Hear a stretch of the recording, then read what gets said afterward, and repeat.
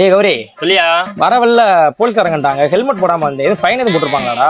ஆமையா, நீ சொன்னதுக்கப்புறம் எனக்கே ஞாபகம் வருது. நேற்று ஃப்ரெண்டு ஒருத்தன் ஆர்டிஓ வச்சலாம் சொல்லி எனக்கு லிங்க் ஒன்று அனுப்பியிருந்தியா? அந்த லிங்க் கூட நான் உனக்கு அனுப்புறேன். என்னாலும் அதில் போட்டு செக் பண்ணி பார்த்துறியா? என்னது ஆடியோ சலானா?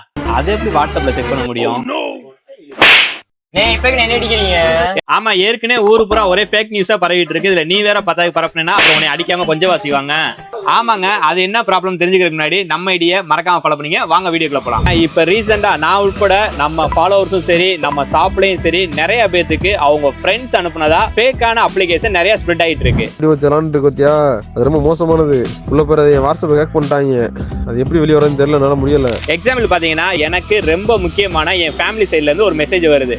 அந்த மெசேஜ் ஓபன் பண்ணி பார்த்தா உள்ளுக்குள்ள ஆடியோ சலான்னு சொல்லி ஒரு அப்ளிகேஷன் இருக்கு. இந்த மெசேஜ் பாத்தீங்கன்னா எனக்கு மட்டும் வரலங்க, அவங்க கான்டாக்ட்ல இருக்க எல்லாருக்குமே பேருக்கு. எனக்கு இதை பத்தி தெரிஞ்சனால நான் டைரக்டா அவங்களுக்கு கால் பண்ணி இந்த மாதிரி உங்க போன்ல இருந்து எனக்கு ஒரு அப்ளிகேஷன் வந்திருக்கு, அது என்னன்னு நான் கேட்கும்போது நான் அப்படி எதுவுமே அனுப்பல, எனக்கு அந்த மாதிரி எதுவுமே நடக்கலையே அப்படின்னு அவங்க சொல்றாங்க. அப்பனா அவங்களுக்கு இந்த விஷயமே தெரியல. ஏன்னா அவங்க போன் வந்து ஏற்கனவே ஹேக் ஆயிருச்சு. அவங்க இதே மாதிரி ஒரு லிங்கை வந்து கிளிக் பண்ணிருக்காங்க.